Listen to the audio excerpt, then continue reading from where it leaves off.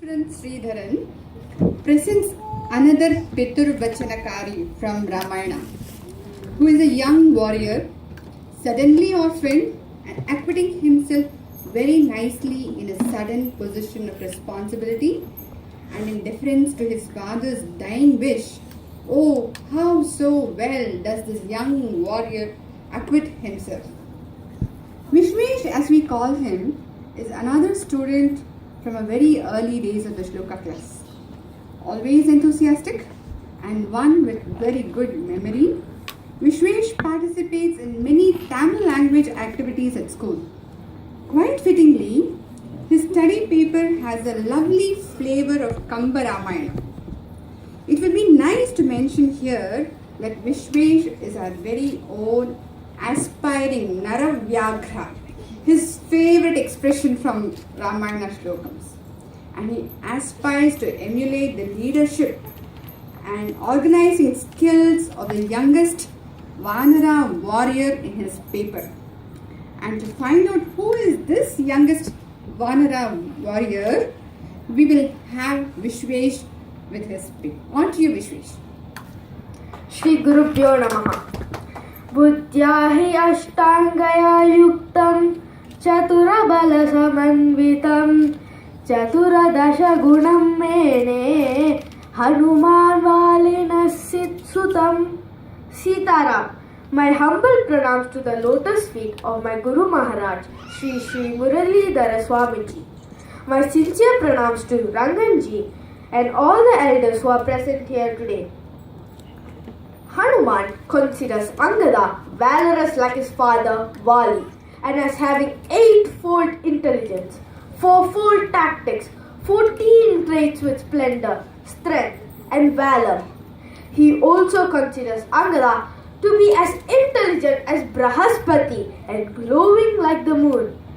Yes, you all must have guessed. The character that I've done my studies on is indeed Angada, the gallant Vaanara. Angada is the son of King Vali and Tara. He played an important role in helping Rama to find Sita.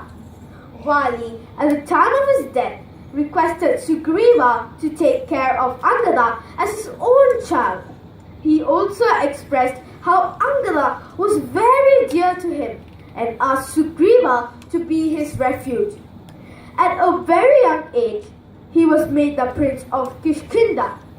He aided Rama in the search of Sita.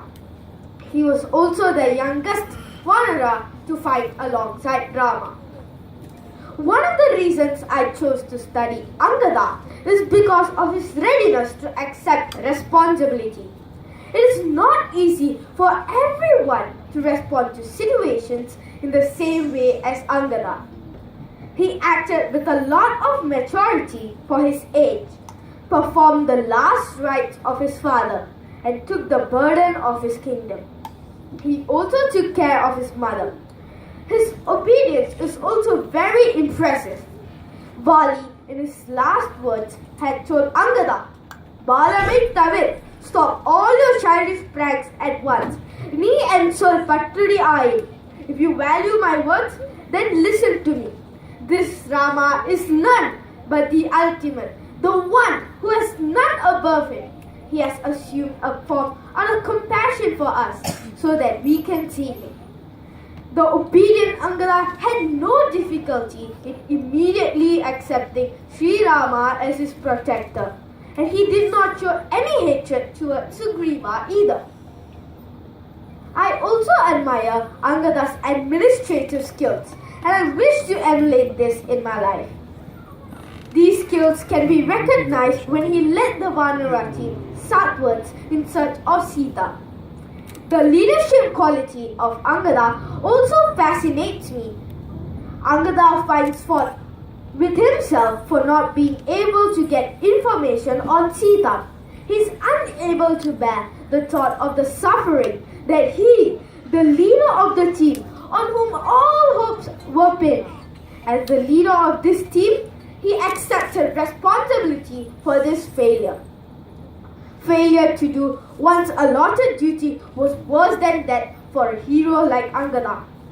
Valmiki Maharishi plays strongly on the extent to which people are driven when stopped by fear of failure. If one has the faintest feelings of failure, one immediately starts accusing whomever is closest to them. He also portrays Angada as falling victim to this mindset. This is the only occasion when Angada is frustrated and indulges in vain accusations, a dark patch in an otherwise bright personality. Before the commencement of the war, Rama wanted to give one last chance to Ravana. He wanted to send a message to Ravana to return Sita back to him. Rama wanted to entrust this job of meeting Ravana to a person who matched closest to the abilities of Hanuman, good in communication skills and with a courageous heart. The gallant son of Vali, who was skilled in warfare, confident by nature, was sent by Sri Rama to deliver his message to Ravana. During the war of Lanka, the arrival of many Rakshasas, who were many times the size of Kumbhakarna, struck terror everywhere. The entire Vaanara army ran here and there. They looked like mice that were running away upon seeing hordes of snakes coming out of their holes. The Vaanara army did not stand in the battlefield. Many of them even tried to run back to the bridge to get to the mainland. Rama, immediately turning to Angada, asked him to clear the fear of the army and bring all the Vaanaras back. This goes to prove the immense confidence and trust that Rama placed in Angada. Sri Rama chose to entrust the job to Angada despite the presence of two other Vaanara veterans, Sugrima and Hanuman. Angada achieved what Rama wanted him to, instilling confidence in the Vaanara army, not just because of his intelligence, cleverness, tact, drive, good communication skills, or his adeptness in the art of negotiating. The kind of maturity that Angada displayed is not possible for anyone who's really not dedicated. It was born out of loyalty, boundless optimism, and unshakable self-confidence, and above all, faith in the leadership of Rama. Despite being the youngest Vaanara in their army, Angada managed to have defeat some of the most powerful demons. He aided Lakshmana to kill Indrajit, the son of Ravana. The valiant hero Angada killed both Varsharamsra and Narantaka, who were very strong, powerful, and ferocious Rakshasas who killed thousands of Vaanaras. In conclusion, I would like to say Angada's role in Ramayana, though small, is still significant. His role has its own place, bright and shining. That is why Kamban remembers to reserve a place for him, along with Lakshmana, Bharata, Shatrughna, and Hanuman, when Rama is consecrated to the throne. Ariyanai Anumantanga Angadan Udaivaliyendar. The throne was borne by Hanuman, and Angada held the sword of Rama. Thank you. I owe all my gratitude to Sri Prabhakar Mama, who has been guiding me to successfully complete this paper. I am immensely blessed to have a mentor like Mama, who was always there to help me, motivate me as a friend, philosopher, and a guide. Thank you, Mama. I would also like to thank the audience for being here today to encourage us. I take this opportunity to express my sincere gratitude to the entire team for putting tremendous effort in bringing out our papers in the form of a book. Sitaram. Thank you, Vishvesh.